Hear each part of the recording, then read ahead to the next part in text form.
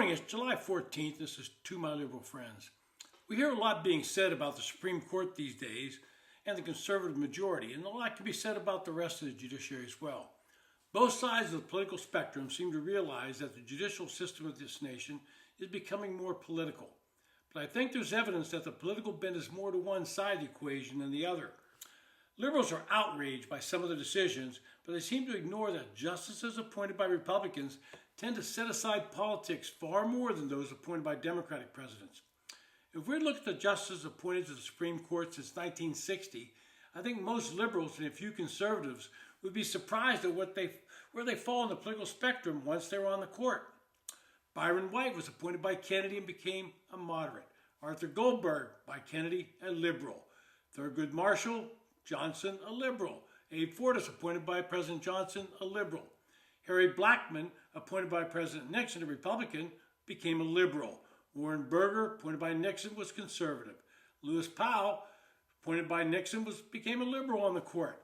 William Rehnquist, by Nixon, was a moderate. John Paul Stevens, by Ford, became a moderate. Sandra Day O'Connor, appointed by Reagan, was also a moderate. Antonin Scalia, by Reagan, a conservative. Anthony Kennedy, by Reagan, a moderate. David Souter, by Bush 1, a liberal. Clarence Thomas, by Bush 1, a conservative.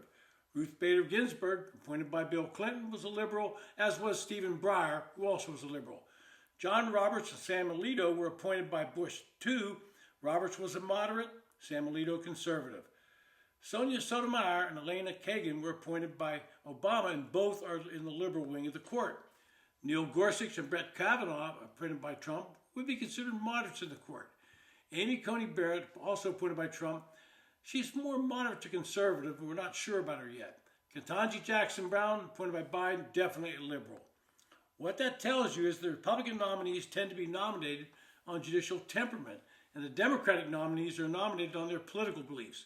Republican nominees can be found in the category of conservative, moderate, and liberal. Democrat nominees are all in the liberal column. When it comes to voting, the current court is 6-3 with the Republican nominees holding the majority.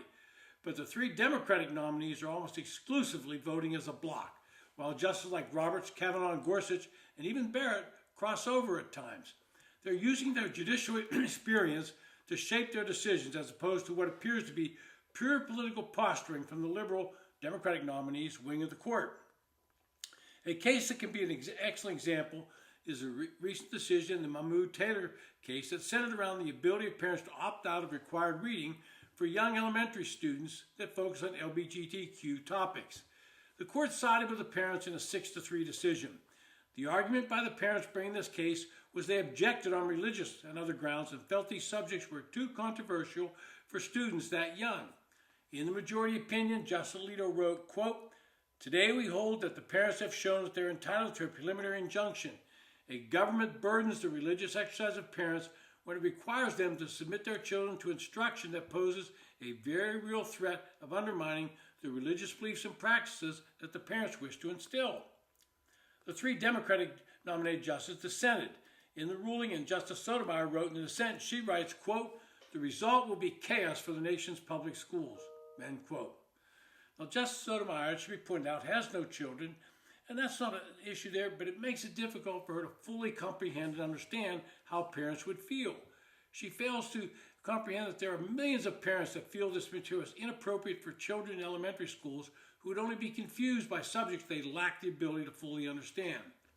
During the oral arguments in this case, Justice Jackson actually made a strong argument for school choice, something liberals strongly oppose, by saying if parents don't like the curriculum at their public schools, they can simply remove their children and send them to private schools. But what about parents that have these religious beliefs, but do not have the financial resource to pay for private schools? The bottom line in all this discussion today is that there is strong evidence that Democratic nominees to the court and the lower courts are vetted primarily for their political views as opposed to their judicial temperament, and this has led to the politicization of the judicial system. The strongest evidence of this is the forum shopping that plaintiffs opposed to the Trump administration are currently engaged. They file their cases where they believe and hope the judge will favor their argument based on politics and not the law. What we need is people on the bench who are going to just look at the law and apply the law and not temper it with their own political beliefs And unfortunately, that's not happening, and probably on both sides of the political equation. This has been To My Liberal Friends. Thanks for listening.